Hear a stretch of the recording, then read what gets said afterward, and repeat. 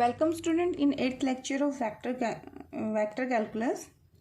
In today's lecture we will give the geometrical interpretation of gradient phi. In the previous lecture in 6th and 7th, in 6th lecture we studied the del operator and del phi represent the normal to the our level surface. Just उसके question किए थे. And in the 7th lecture we practice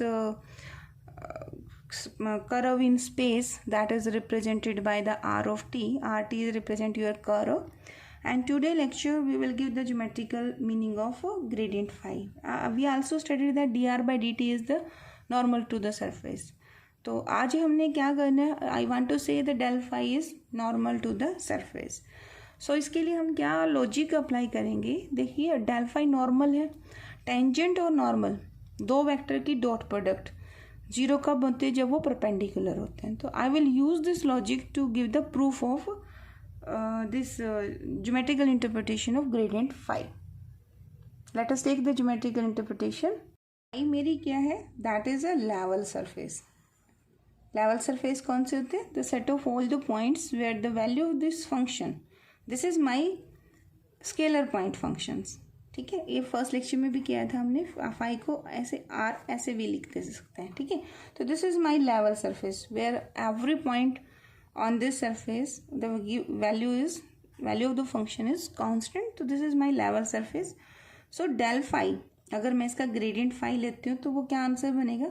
देखिए del क्या था, del is a my vector operator और this is equal to i curly by curly x. Yes, this is j curly by curly y plus k curly by curly of z. And how to find the del phi.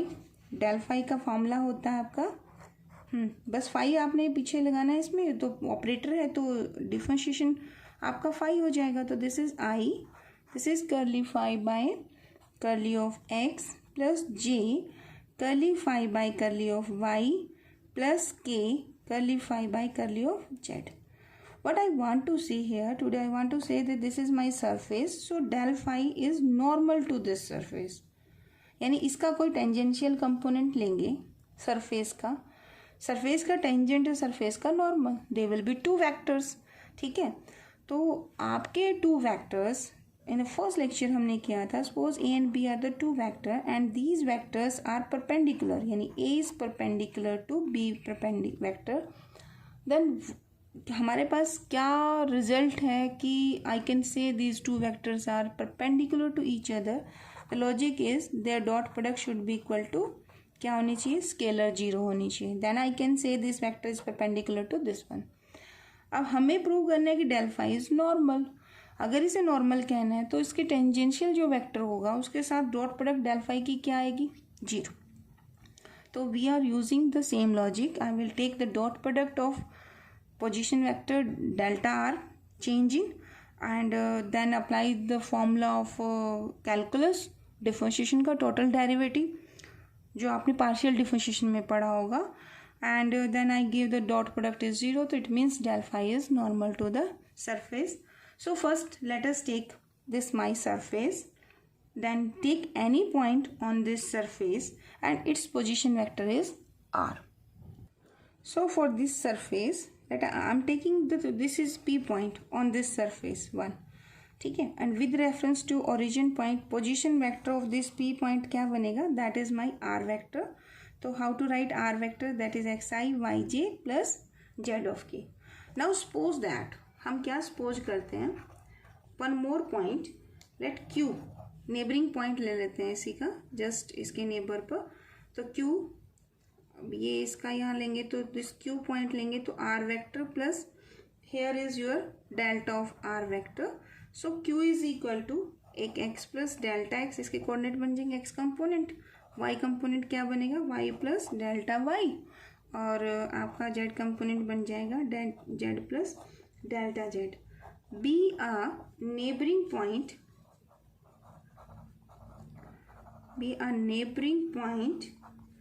on the surface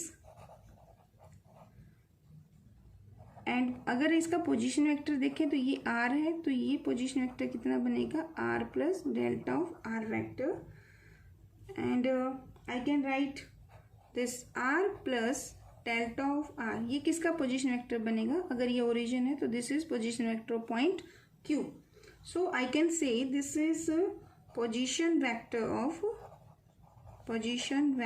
of q points.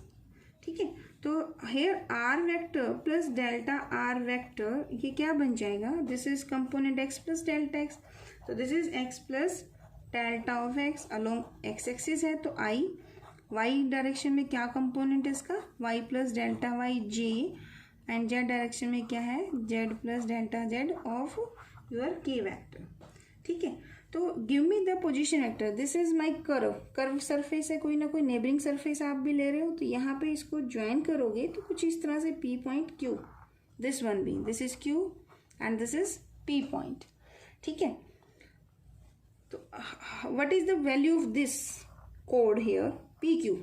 तो pq position vector, pq क्या होता है? oq.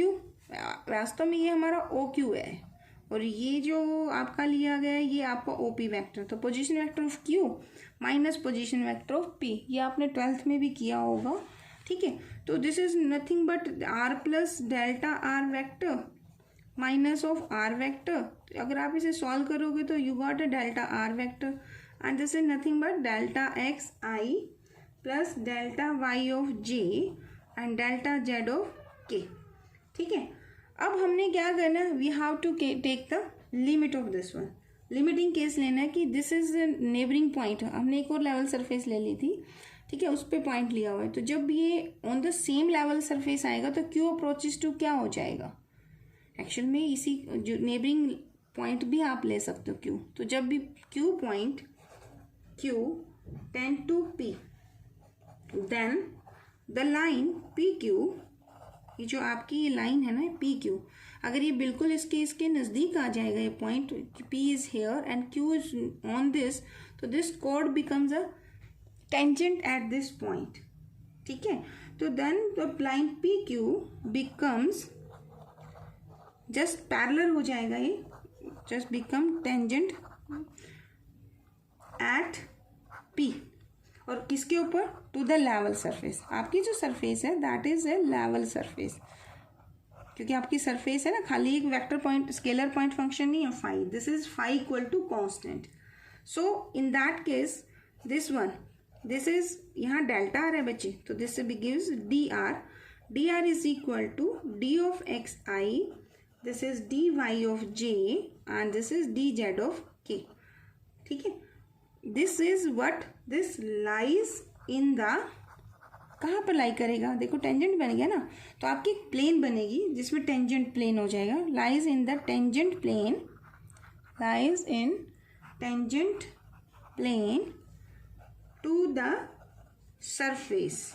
किस पॉइंट की बात कर रहे हैं हम? To the surface at point P whose coordinate are x, y and z. Got this? ये इंफॉर्मेशन हमने यहाँ से कैलकुलेट कर ली.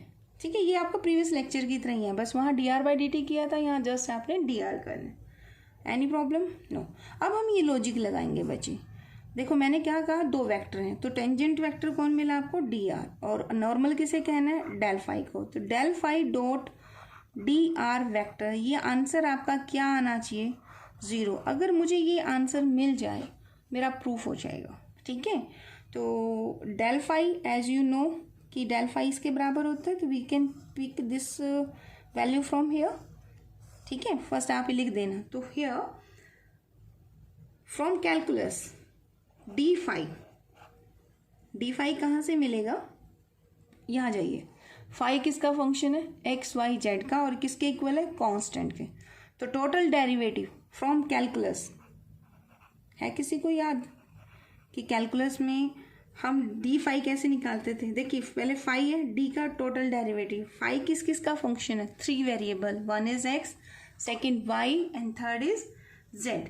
तो कैलकुलस क्या कहते हैं? फर्स्ट फाई का पास जाओगे, you will differentiate with respect to X into its total derivative यानी कि डी एक्स. फिर फाई का डेरिवेटिव होगा किसके साथ? सेकेंड वेरिएबल कौन है? That is your Y. तो ये इसका पार्शियल हो जाएगा y के साथ इंटू इस टोटल डिफरेंशियल dy, फिर phi किसका फंक्शन है, z का, तो करली phi by curly z and this is d of z. From where I am getting this point? This is from partial derivative.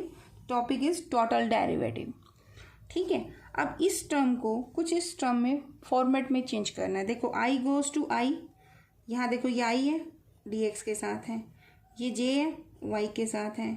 करली phi by curly x i के साथ होता है. तो I can write this is equal to, क्या लिख सकते हैं, I can write this is i करली phi by curly x plus j curly phi by curly of y plus k curly phi by curly of z and i goes to i होता है तो dot product here, this is dx, तो I write this is i dx plus j d of y plus k d of z.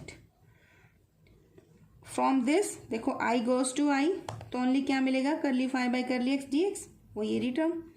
ये वाली term क्या मिलेगी, करली phi by curly y into d y, ये second term. Curly phi by curly z, this one dot with z, this got one. तो what is this, this is del phi dot this is what d r.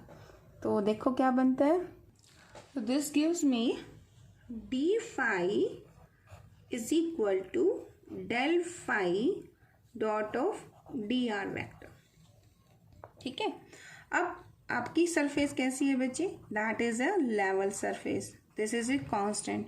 तो इसका total differential from calculus, constant है तो इसका differential क्या होगा, total differential that is 0. So here I quote this 0 is equal to del phi dot of D R vector.